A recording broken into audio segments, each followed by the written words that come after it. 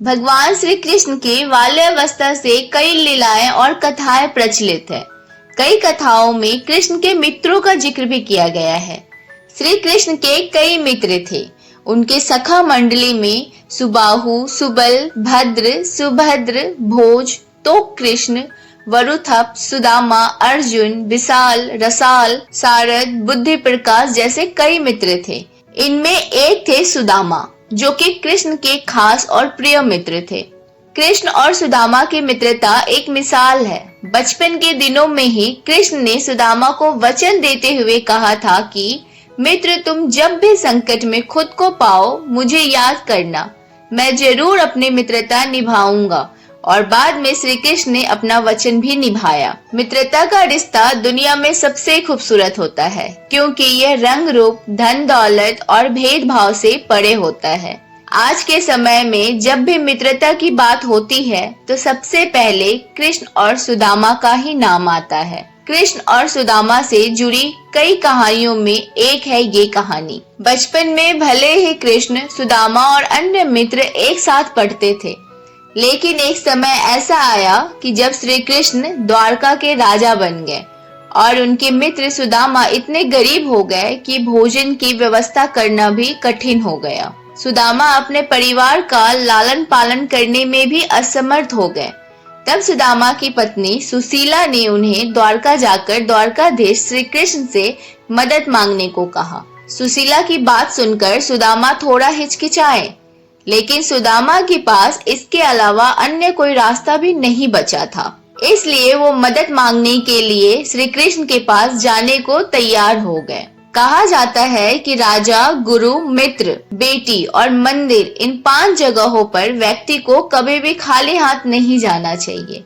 यही सोचकर सुशीला पड़ोस से 3 मुट्ठी चावल मांग कर लाई और इसे पोटली में भरकर सुदामा को देते हुए कहा कि इसे कन्हैया को भेंट कर दीजिएगा।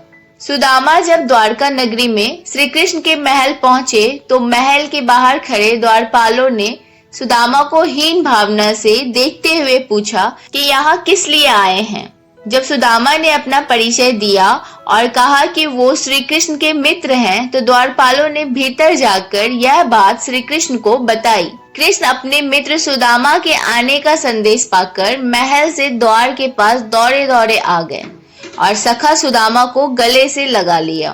कृष्ण सुदामा को महल के भीतर ले गए और उन्हें अपने राज सिंहासन पर बैठाकर अपने आंसुओं से उनके चरण धोए।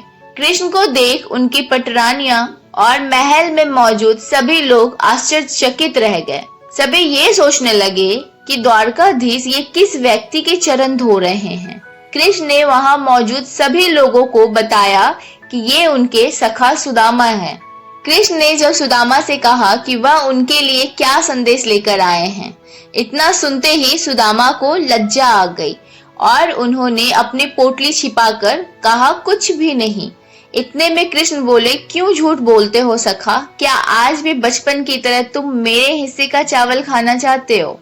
ये कहते हुए कृष्ण ने खुद ही सुदामा से वो पोटली ले ली और चावल खाने लगे। जैसे ही कृष्ण ने 1 मुट्ठी चावल खाई तो इसके बदले उन्होंने सुदामा को 1 लोक की संपत्ति दे दी। इसके बाद कृष्ण ने दूसरी मुट्ठी चावल खाकर सुदामा को 2 लोक की संपत्ति दे दी। लेकिन कृष्ण तीसरे मुट्ठी चावल खाने जा ही रहे थे कि रुक्मिणी उन्हें रोकते हुए बोली, प्रभु, यदि आप 3 लोक की संपत्ति इन्हें दे देंगे तो अन्य सब जीव और देवता कहाँ जाएंगे? रुक्मिणी की बात सुन कृष्णा रुक गए। इस तरह कृष्ण ने सुदामा की मदद की और प्रेम पूर्वक उन्हें विदा किया। सुदामा कृष्ण से कुछ नहीं मांगे। घर जाते हुए सुदामा को विचार आया, घर पर पत्नी पूछेगी कि क्या लाए तो मैं क्या जवाब दूंगा। सुदामा घर पहुंचे, वहां उन्हें अपनी झोपड़ी नजर नहीं आई। उतने में ही एक सुंदर घर में से उनकी पत्नी बाहर आई। उसने सुंदर कपड़े पहने थे। पत्नी ने सुदामा से कहा, देखो कृष्ण का प्रताप, हमारी गरीबी चली गई। कृष्ण ने हमारे सारे दुख दूर कर दिए। सुदामा को कृष्ण का प्रेम याद आ गया। उनकी आंखों में खुशी के आंसू आ गए। सच्चा मित्र वही होता है जो बुलंदियों पर पहुंचने के बाद भी अपने छोटे से छोटे और गरीब दोस्त को भी कभी नहीं भूलता। भगवान श्री कृष्ण ने भी कुछ ऐसा ही किया। राजा होने के बाद भी उन्होंने अपने दोस्त को कभी नहीं छोड़ा। गाइस, पोस्ट अच्छी लगी हो तो प्लीज लाइक करिए, चैनल को सब्सक्राइब करिए और अपने दोस्त, पड़ोसी, आसपास सभी को ये वीडियो शेयर करिए। बहुत ही जल्दी मिलेंगे अगले वीडियो में।